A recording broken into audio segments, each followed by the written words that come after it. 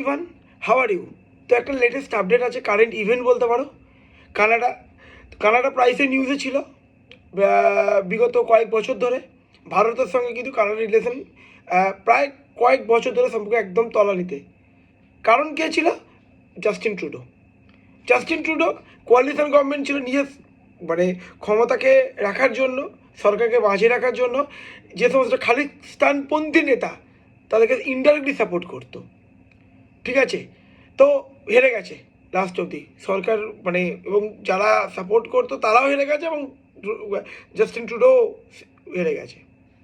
তো চতুর্থবারের জন্য কানাডার প্রধানমন্ত্রী হিসাবে নিযুক্ত হতে চলেছেন মার্ক কার্নি কিন্তু লিবারেল পার্টি নেতা। এটা খুব গুরুত্বপূর্ণ এক্সাম পয়েন্ট অফ ভিউ থেকে। এবং ইভেন শুধু তাই না, কানাডার সাথে কিন্তু ইউএসএরও সম্পর্ক ভালো নেই।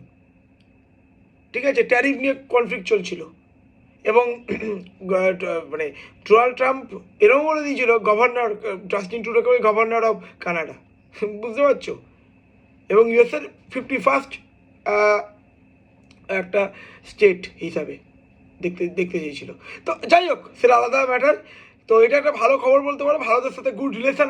আশা করি এবারে ভারতের সঙ্গে ভালো সম্পর্ক তৈরি হবে এবং অবশ্যই আমাদের মতো ট্রেড শুরু হবে। এবং প্রচুর স্টুডেন্টস, তোমরা জানো, কানাডা যায় এবং কানাডা প্রচুর মানুষ ভারতে আসে।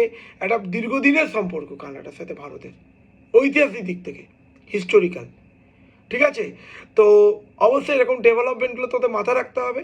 আমরা চাই আমাদের যত নেবার কান্ট্রি হোক, আমাদের যত আশেপাশে যত কন্টিনেন্ট আছে, সমস্ত কন্টিনেন্টের যত দেশ আছে, গুড রিলেশন থাকুক। তাহলে পৃথিবী শক্তিশালী হবে না, প্রতিটা দেশ অর্থনৈতিকভাবে ডেভেলপমেন্ট হবে। তো এরকম আপডেটসের জন্য অবশ্যই করে তোমরা এই চ্যানেলটি ফলো করো এবং সাবস্ক্রাইব করো। Thank you.